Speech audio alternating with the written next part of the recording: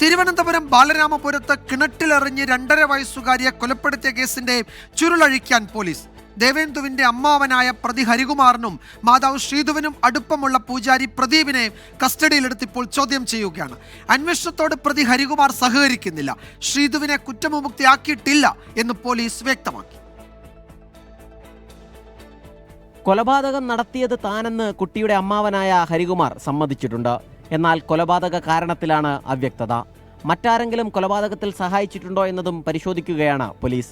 കുഞ്ഞിന്റെ മാതാവിനും പ്രതിയായ ഹരികുമാറിനും അടുപ്പമുള്ള പൂജാരിയെ പോലീസ് കസ്റ്റഡിയിലെടുത്തു.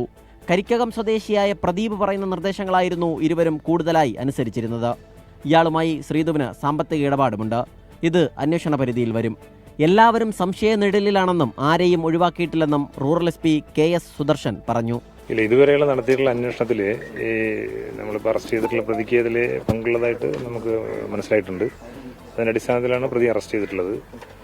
ബാക്കിയുള്ള കാര്യങ്ങൾ വിശദമായിട്ടുള്ള അന്വേഷണം നടന്നുകൊണ്ടിരിക്കുകയാണ്. കൂടുതൽ അന്വേഷണം നടന്നെങ്കിൽ മാത്രമാണ് പങ്കുള്ളതായിട്ടോ അല്ലെങ്കിൽ ഇല്ല എന്നുള്ളത് നമുക്ക് പറയാൻ സാധിക്കും. മൊബൈൽ ഫോണെല്ലാം പരിശോധനയ്ക്ക് അയക്കും. കൊല്ലപ്പെട്ട ദേവേന്ദുവിന്റെ പിതാവ്, സഹോദരി, മുത്തച്ഛൻ, മുത്തശ്ശി തുടങ്ങിയവരെയും സ്റ്റേഷനിലെത്തിച്ച് മൊഴിയെടുക്കുകയാണ്. കൊലപാതകത്തിൽ ശ്രീധുവിന്റെ പങ്കന്വേഷിക്കണമെന്ന് ഭർത്താവ് ശ്രീജിത്ത് മൊഴി നൽകി. ഹരികുമാർ മുൻപും കുട്ടികളെ ഉപദ്രവിച്ചിരുന്നതായി ശ്രീധുവിന്റെ മൊഴിയുണ്ട്. ഇതിലും വ്യക്തത വരുത്തും. ശ്രീധുവും ഹരികുമാറും തമ്മിലുള്ള വാട്സാപ്പ് ചാറ്റുകൾ വീണ്ടെടുക്കാൻ ഫോൺ ശാസ്ത്രീയ പരിശോധനയ്ക്ക് അയക്കും. ഇന്ന് വൈകുന്നേരത്തോടെ പ്രതിയെ കോടതിയിൽ ഹാജരാക്കും. റിമാൻഡിന് ശേഷം കസ്റ്റഡിയിൽ വാങ്ങി തെളിവെടുപ്പ് ഉൾപ്പെടെ നടത്താനാണ് പോലീസ് ആലോചന. 24 തിരുവനന്തപുരം.